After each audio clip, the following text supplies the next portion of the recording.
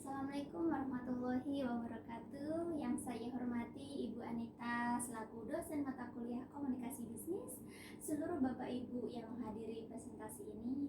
Selamat pagi. Semoga hari ini sangat menyenangkan ya Bapak Ibu. Pertama-tama saya ucapkan terima kasih kepada Allah Subhanahu wa taala yang telah memberikan rahmat dan karunia-Nya sehingga kita semua dapat berkumpul pada hari ini. Saya berharap semoga kita semua diberikan kesehatan, keberkahan dalam kehidupan ini. Bapak Ibu sekalian, izinkan saya Nurul Vijayanti untuk mempresentasikan annual report terkait RT/RW-Net. Sebelumnya, saya akan menjelaskan terlebih dahulu apa itu internet. Dari Bapak Ibu, apakah ada yang bisa membantu saya untuk menjelaskan apa arti dari internet? Ayo diangkat tangannya. Oke, baiklah, begini ya Bapak Ibu. Pada zaman sekarang, kita dituntut untuk mengerti tentang manfaat dari jaringan. Karena jaringan adalah sebuah interkoneksi yang menghubungkan kita untuk mengetahui dunia. Bukan hanya untuk itu saja, tapi jaringan sangat penting untuk kita bergaul dan untuk mengetahui persaingan dalam sebuah bisnis. Banyak informasi di dunia maya yang menjadikan kita untuk terus berkembang. Kali ini saya akan menjelaskan tentang definisi internet. Internet adalah jaringan komunikasi secara global dan terbuka. Jaringan komunikasi ini akan menghubungkan jaringan komputer dengan berbagai tipe dan jenis. Adapun contoh tipe komunikasinya ialah keberadaan telepon ataupun satelit. Arsitektur dari internet berupa aplikasi web yang menggunakan protokol TCP/IP. Manfaat internet adalah untuk sarana konektivitas dan komunikasi, akses informasi, pengetahuan, dan edukasi, alamat dan pemetaan, kemudahan bisnis, serta hiburan. Terdapat 5 manfaat internet untuk sarana konektivitas dan komunikasi. Internet dapat menghubungkan hampir seluruh dunia. Orang yang memiliki minat yang sama dapat terhubung atau mengajukan pertanyaan kepada para pakar di bidangnya. Internet memungkinkan kita berkomunikasi saat ini atau dalam waktu singkat meski terpisah jarak dan jauh. Kita bisa mengirim email, melakukan panggilan suara atau video kepada siapapun di dunia dengan internet. Padahal di zaman dahulu dibutuhkan waktu berhari-hari, bahkan berbulan-bulan untuk berkirim surat atau paket. Untuk akses informasi, pengetahuan, dan edukasi, internet mengandung beragam pengetahuan dan informasi yang tidak ada habisnya. Internet memungkinkan kita mempelajari topik apapun. Internet berguna dan sangat membantu di bidang pendidikan sebab materi tentang berbagai ilmu bisa didapatkan di internet. Contoh dengan menggunakan mesin pencari seperti Google, kita bisa menanyakan pertanyaan apapun, menemukan halaman web yang akan memberikan jawaban beserta informasi terkait. Alamat dan pemetaan.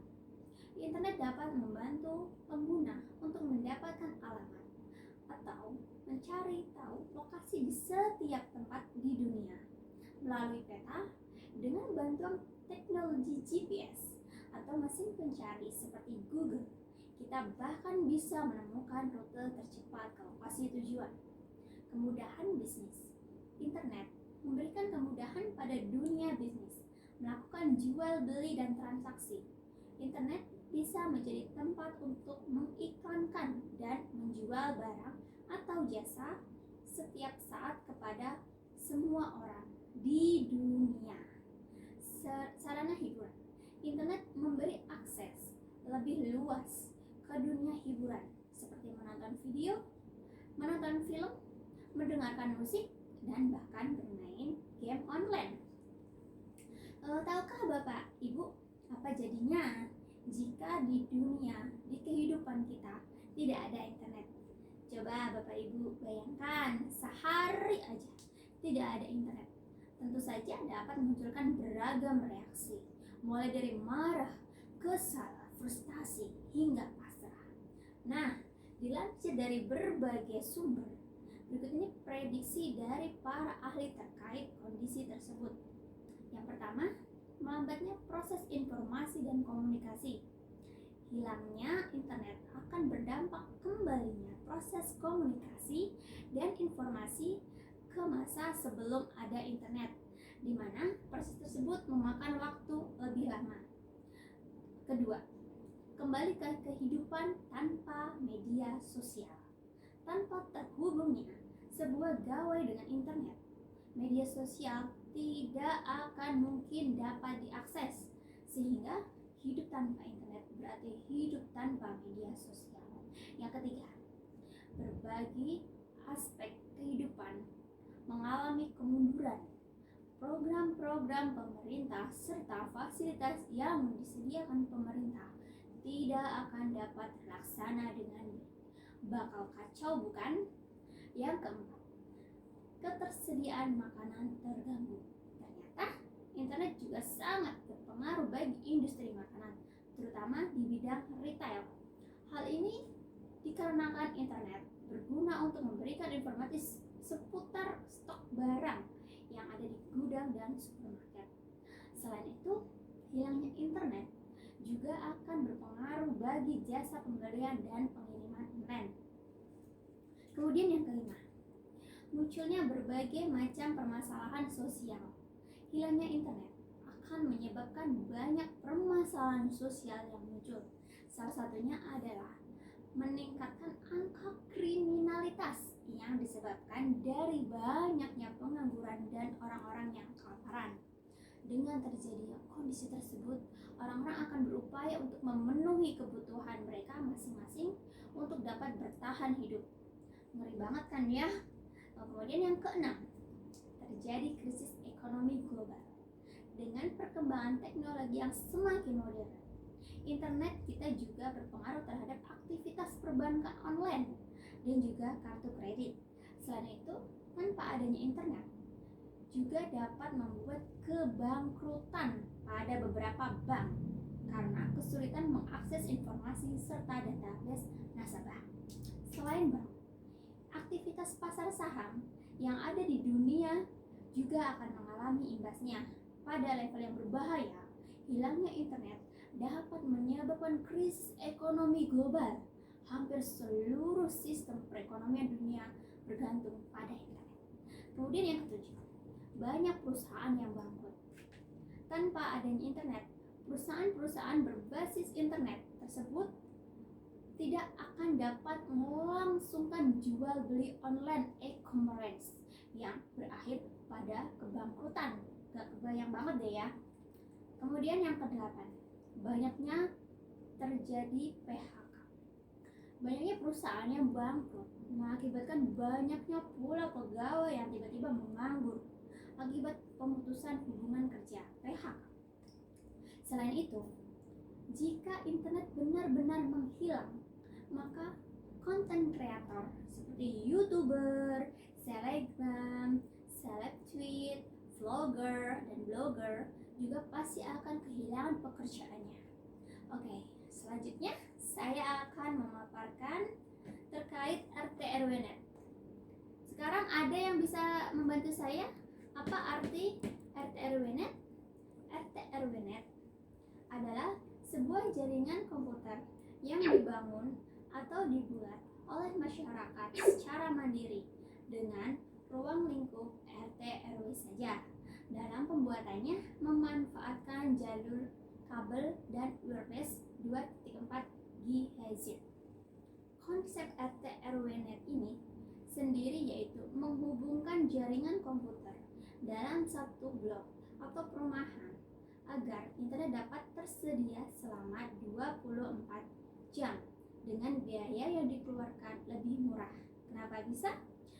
Hal ini dikarenakan semua biaya yang dihabiskan untuk membuat RT/RW-Net seperti biaya infrastruktur, biaya operasional, sampai biaya langganan ditanggung bersama.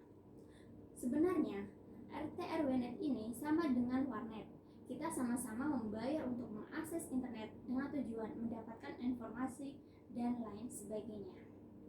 Oke, berikut ini adalah laporan RT RWNet selama tahun 2021.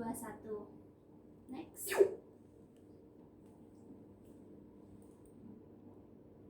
Visi dan misi.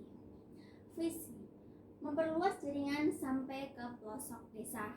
Dalam artian, perluasan akses internet itu akan dirancang agar bisa sampai ke desa-desa dengan menggunakan teknologi yang super canggih yang bisa tahan dalam berbagai kondisi cuaca. Kemudian misinya, memberikan kualitas pelayanan yang tinggi dengan harga yang kompetitif, yaitu suatu tindakan dan kemampuan dalam suatu perusahaan yang dilakukan dengan penuh komitmen untuk memberikan pelayanan yang terbaik dan bermutu kepada konsumen dengan memberikan harga yang bersaing yang pastinya sesuai dengan kantong pelanggan. Next. Meningkatkan kesadaran akan pentingnya internet, memberikan pemahaman bahwa internet sangat penting bagi kehidupan sekarang dan masa yang akan datang, era globalisasi. Seperti yang sudah saya jelaskan di awal, bahwa internet sangat penting bagi kehidupan manusia.